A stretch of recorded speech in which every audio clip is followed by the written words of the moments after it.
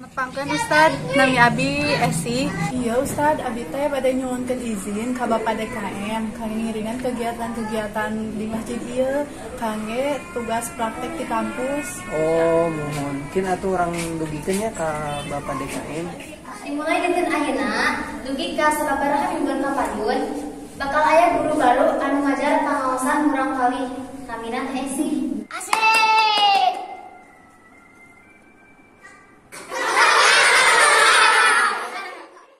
Iya neng, emang banyak. Ini pengen ngiringan kegiatan di masjid ini. Mending mulai misalnya sih, sama seueur kene lah masjid di dieu mah.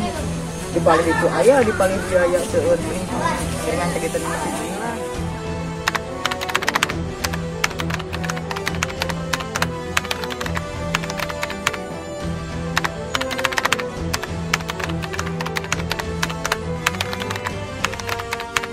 Bari sakio sayangna bumi tembok mah sok biasa wae.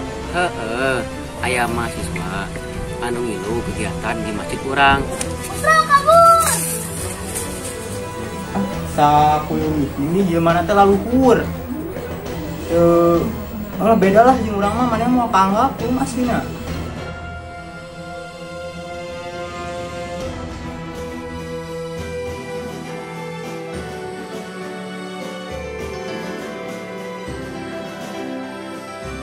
Tapi memang Abi tos teu diperlukeun di masjid ieu.